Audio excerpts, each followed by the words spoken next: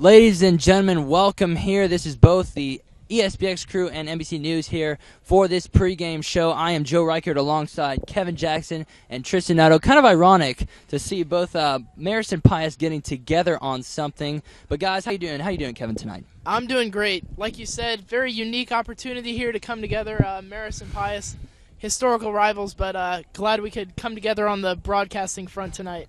Yeah, and Tristan, we come from St. Pius, kind of similar settings, but how you doing tonight? Yeah, not a long drive over here, and really love everybody out here at Marist. This is our true rivals, not quite like that Woodward or BT rivalry, so we'll just love being out here. Just always a great time. All right, so ladies and gentlemen, we are covering this game. It is the renewed rivalry indeed. 5 years since these teams have played, and this game could not have more of a significant impact. Both Marist is undefeated on the season. Pius come in 3 straight regions, so both are undefeated on the season in region play. So then, in this sense, this game is for the region championship, and we go ahead and go recap the games of the season. So, Kevin, what can you tell us about Marist so far this season? Well, Marist off to a very strong start, obviously undefeated in the region, and they started off the season with 2 strong non-region wins, first against Godby out of Tallahassee, Florida, great win there, and then against Lovett, not a very strong team, but still a good non-region win, and then proceeded to pretty much dominate their region schedule after that. 4 straight wins, none of them very close, and really you can say that Marist is just off to a dominant start this year. So it'll be interesting to see how they respond to this atmosphere here tonight. Yeah, it's going to be definitely the home crowd playing a lot, expecting anywhere near 10,000 people, I believe, were the numbers. But Tristan, after St. Pius dropped those first 2 games, they have definitely rebounded successfully. Yeah, St. Pius, first 2 games, just like Marist, played out of region and out of classification. And one of them opened the season with Blessed Trinity at home, dropped that game. Then went to Woodward the following week, lost that one as well. But they've rebounded with 3 straight wins, pretty solid region victories against Lithonia, Grady, and Columbia last week. One on homecoming, I think a little bit more of a margin of defeat than a lot of people were expecting. So they are coming into this game on a roll. So I think it'll be a great matchup tonight. And you mentioned Blessed Trinity, Tristan, and Marist actually played them earlier in the season in a scrimmage, and not reflected on the Marist record, but Blessed Trinity played Marist very closely in that game. So definitely not a bad loss for Pius in any sense. Yeah, definitely those 2 teams, as you said, coming in really strong, so which makes much more of a fierce matchup. Both teams, were voted, both of the students from the schools voted this the 11 Alive Game of the Week. So we are going to go ahead and talk about this game now. So first is the Pius offense, which has been steadily gaining ground and gaining yards over the course of the year. They started out slow, but they have definitely found their groove. So Tristan, how is the Pius offense looking? They are looking very good coming into this one. Started off the season not too great, but after the injury to Klinger, I think second week, the game against Woodward, they switched Connors from quarterback to tailback and gave junior Reed Egan the starting job. So since then, they have really picked it up on offense, and with an injury to Lawson Cooper, Dalton Wilson has taken over that starting fullback position once again, and he is just absolutely gaining yardage and scoring touchdowns week in and week out. Last week, 225 yards in the homecoming game against Columbia. I think he had 2 or 3 touchdowns. And on the season, hasn't really played that much once Cooper took over the starting job at fullback. But almost 400 yards on the ground this year. I think somewhere in the neighborhood of 5 or 6 touchdowns. So look for Klinger is back to be healthy. You got Connors in the backfield, most importantly Wilson. And then if they need to, Egan can drop back and absolutely sling it. Yeah, and as you mentioned, Tristan, Dalton Wilson, for the official stats, he's got 60 attempts for 365 yards, 6 touchdowns on the season, and 6.1 yards per carry. So on that note, we actually sat down with Dalton Wilson and got his views on the game. Welcome here. Now we got Dalton Wilson. And Dalton, first, congratulations, most athletic for superlatives. Congratulations. I definitely think you needed that athleticism, as you got the ball 34 times last week. How are you able to muster up the energy to play both fullback and the linebacker position full time?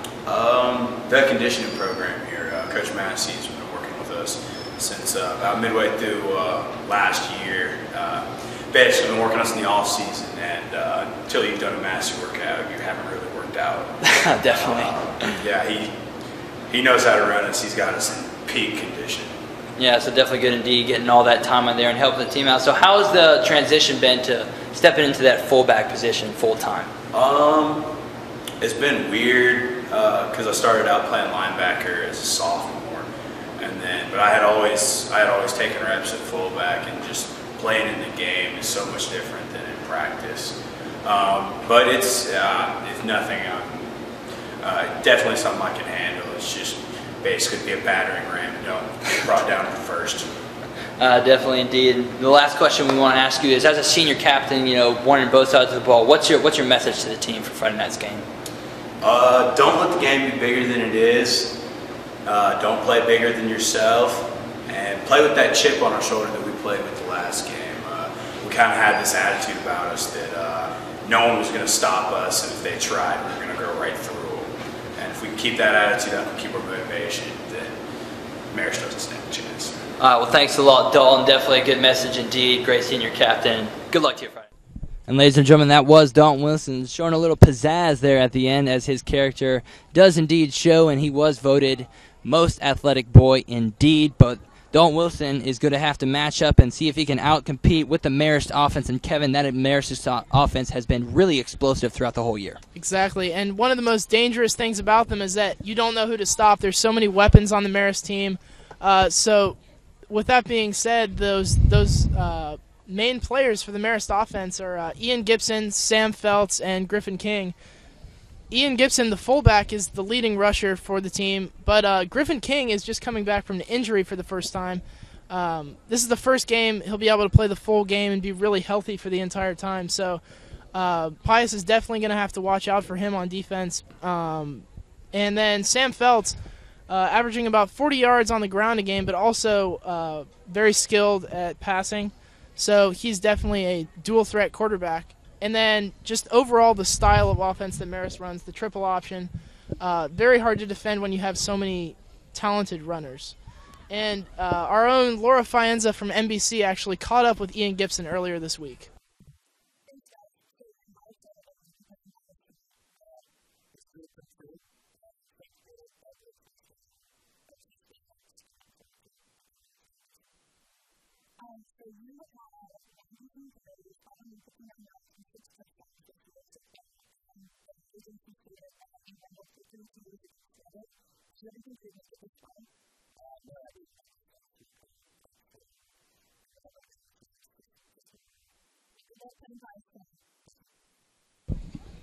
And thank you very much. That was Ian Gibson indeed, and he is going to be matched up against a very talented defensive front. Maybe the secondary, not so much. But Tristan, what can you tell us about the St. Pius defense? Yeah, like you said, secondary has really been a struggle here for the Golden Lions this season. They've been pretty solid against the run. They've played against some really athletic teams so far this season in Lithonia, Grady, and Columbia. They've matched up fairly well against them, stopped them on the ground, but in the air, if they get a mismatch in the secondary, that can just spell trouble for the Golden Lions. But I think, you got Whitlark, Wilson, and O'Reilly at the linebacker core. All seniors have been really solid there in stopping the run. You got some big guys up front with London Lewis, Eric Long, Andrew Jacon. So in the box, St. Pius is big, and they are ready to stop the run. But in the air, you got Holloman, who is one of our best defensive backs, just a sophomore, and they will put him against the best receivers that Marist throws at us. But Nick Spear's been burned a couple times over the middle so far this year. Brennan Fitzpatrick has made a couple mistakes, and with only 3 interceptions on the season, it's going to be a tough battle for the St. Pius defense tonight. It'll definitely be tough to see how well they can match up against the mix that Marist will throw at them with run and pass. Definitely have to guard against the Marist run, but as you say, that could open some holes in the secondary. Yeah, we've seen that a couple weeks, and if Marist can just successfully and they don't even need to repeatedly pass, if they can just work in one pass play, catch Pius off guard, like I said, it can spell trouble for this Golden Lion team. Yeah, guys, that's what's so effective about the triple option. You got maybe 3 options. You go fullback, quarterback, or pitch, but then when you throw in that pass in there, as Marist does so well, it just becomes so deadly. So we actually, Tristan, I know you mentioned Forrest Whitlark earlier in the week. We actually sat down yesterday with him, and we're going to go to Forrest Whitlock's views on the game this week. So, Forrest, don't want to start off, just congratulations on winning Mr. St. Pius, although I know you'd probably take a win over Marist any day over Mr. St. Pius. So, first question is, when you stepped out onto the field as a freshman, did you ever in your wildest dreams think that in 4 years you'd be a senior captain, getting to start in one of the most fiercest rivalries in the state of Georgia? I mean, it was always a dream. I mean, playing in middle school, I know most of the guys on that team, so it's always been kind of like a deep-seated rivalry. And so I got to play in middle school as like a freshman and on JV some as a sophomore, but because they kind of discontinued the game, I just sort of put it out of my mind that I was going to be able to play on the varsity level. And then when we found out about the region switch up and all that, and like moving up to 4A, yeah, definitely. It's awesome. And every day I was like hoping, captain, whatever, but I'm just ready, and I know the whole team's ready, so it's exciting. Yeah, so you mentioned that, anticipation. Does the team have extra height maybe for this game on Friday? Yeah, there's definitely, just because it's such an intense rivalry, there's definitely going to be some added intensity. But I think we're all week we've been preparing just like every other game. If anything, I think that extra intensity is going to be beneficial. I don't think we're going to let it get to our heads. But it's going to be just like, it's going to be a dogfight. I think we're ready for it. Yeah, definitely. So as that playing that linebacker position, if you could give us one key to the game to stop Marist's offense, what would it be? We got to do our position. We got to follow our assignments, really. Playing an option team, we're an option team. We're all familiar with it. So, if each man on the defense does what he's supposed to do, and he does his job, we'll stop him. Defense, football is a team sport. Defense, we got to have every single man, every 11 guys. We just got to be doing our job. So. All right, well, spoken like a true veteran indeed, Forrest, and best of luck to you Friday. Yeah, thanks. Ladies and gentlemen, that was indeed Forrest Whitlock. A very much congratulations to him for winning Mr. St. Pius' superlatives announced for the senior class yesterday. But Forrest has got to match up with that Marist defense, see which one can outdo each other. Forrest is leading the team with 24.5 tackles, 2 fumble recoveries. But Kevin, I would assume that Marist has some pretty talented players of their own. That's right. And you talk about 4 units in a game. Both teams, the 2 offenses and the 2 defenses. And out of all those, the one that I feel is going to be the most dominant in this game is the Marist defense, only allowing 4.5 points per game, only 27 all season. Obviously, just really an astounding performance. And so the key to this defense is the front 4. Kenneth Brinson, Kevin Coughlin, Ian Wernz, and Jack Traynor, the front 4 on the defensive line, just making the run so tough. Especially this Pius team is just really going to have a tough time running against them. And the secondary for Marist, obviously not quite as strong. A few younger players, and as the front 4 is all seniors. So definitely some younger players in the secondary. But the front 4 is really going to help out that secondary by taking away a lot of the run opportunities. Yeah, I know that up front, Marist is a big team. Coach Standard earlier this week was quoted as saying that this is the biggest, as far as size goes, Marist team he has had to basically prepare for in his career at St. Pius. So he is not lying when he says there are some big guys up front. And, they know this triple option very well, running against it day in, day out in practice. Yes. So Marist defense is looking very good this year. Yeah, that'll be interesting. You mentioned both teams run the option, so logically speaking, both teams should have a great idea of what the other one is going to do. But ladies and gentlemen, that is your previous, you guys mentioned your offenses and defenses according to us, but why don't we go ahead and hear it from the men themselves, the 2 head coaches, as we are going to now go to Coach Standard first. We are mirror images of each other offensively in a lot of ways. Obviously, the key to trying to slow down, I don't know if you ever stop a team totally like Marist, but to slow them down, you got to play assignment football. I know that's cliche, but that's exactly how they operate. Is they take advantage of your mistakes. We've gotten film from them we've been playing them since 2001. They're doing almost the exact same things then. They have a system and they do a great job at it. So you got to play assignment football. You got to have a guy on the fullback, guy on the quarterback, guy on the pitch.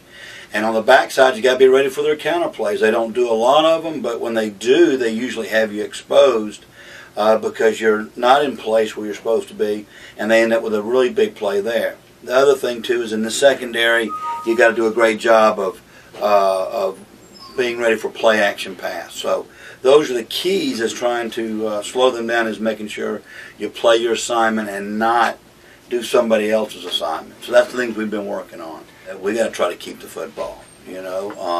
That's always been our game plan each week is ball control. You keep the football and keep our defense fresh. Eat up the clock, and obviously score points with your possessions. But time of possession is really key here. We can't have a lot of 3 and outs, and keep their offense on the field and keep our defense on the field. So those are the keys, and we're going to mix it up some. We got to be able to throw the play action pass and to get the ball to some of our other running backs. Yeah, definitely.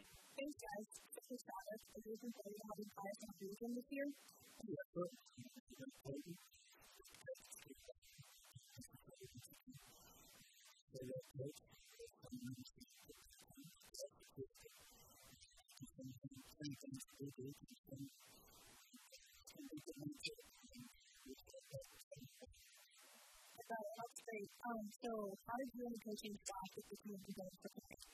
Well, we had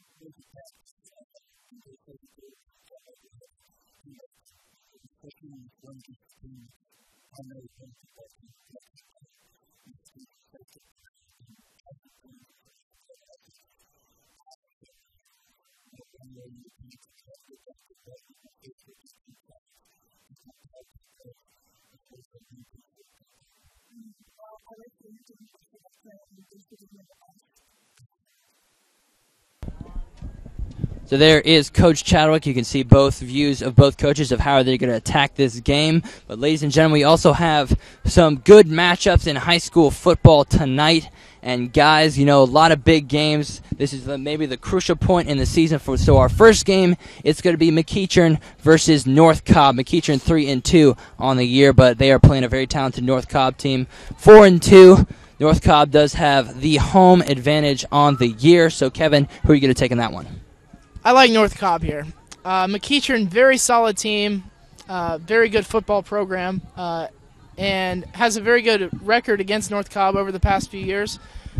But I look at a common opponent here. Both of them have played North Gwinnett. North Cobb won. McEachern lost. McEachern really did not look good in that game.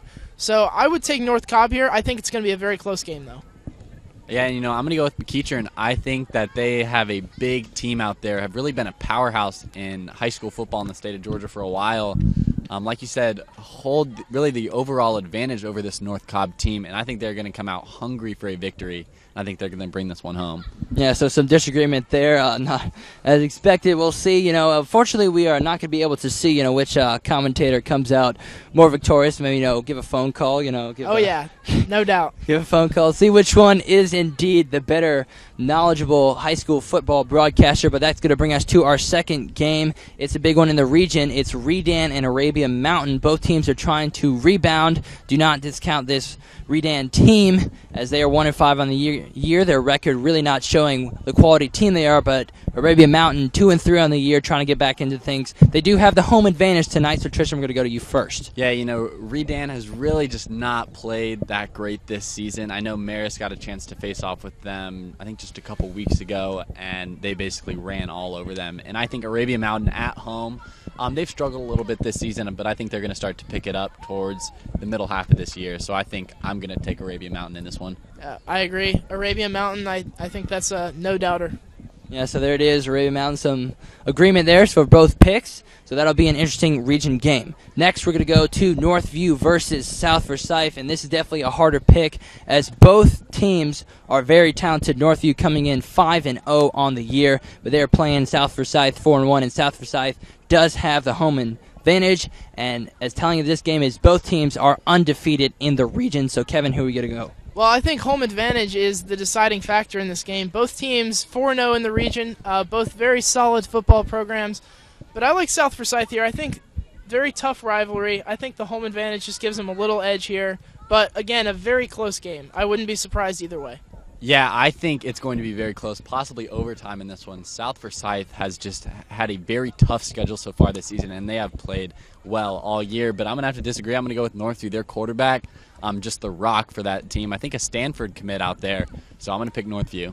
Yeah, so there it is. That game is definitely going to be the one to watch. It did finish second in the 11 Live voting for the week. And our final game, or pardon me, not our final game, our fourth game this week is going to be Columbia 4-2 on the year versus Grady 3-2 on the year. Columbia does have the home advantage. And Tristan, we have seen both teams play St. Pius, so who are you going to take? I'm going to go with Grady in this one. I think Kalen Newton is just going to be too much to handle for that Columbia defense. They are a good team out there at Columbia. Their quarterback, also a D1 commit. But I think Kalen Newton, along with Amir Smith, I think they're just going to be too much for the Columbia Eagles to handle. Yeah, I agree with that. I think Grady 3-2 on the year, but I think they haven't shown a lot of their potential, and I think they come out on the road, but with a good performance here to take down Columbia. Yeah, so we'll see there. Kalen Newton, definitely one of the talented quarterbacks indeed. So those are their outside games. We're going to go ahead and go to our keys of the game this week. We've discussed both offenses and defense, and we're going to go ahead, guys, ask you to make a pick. Even though it might be apparently offenses, go ahead and give a reason for your pick. So Tristan, we're going to start. For you first, your key to the game and who you think is going to take this one home. Key to the game going to be St. Pius's defense. Like we said, they have struggled this season against the pass. And, they are going against a familiar offense with that triple option, but Marist, just a threat. All players, like Kevin said, they have a lot of playmakers on this team. So if the St. Pius defense can step up, really keep the Marist offense off the field, let the Pius offense do what they do best, I think they have the best shot at winning this. And, of course, I got to go with St. Pius to win this one. Of course. Not so fast, my friend. Marist, 6-0, undefeated. And I think they are going to really bring their all tonight, play a great game. So I got to go with Marist. Oh, jeez. Oh, here we go. Oh.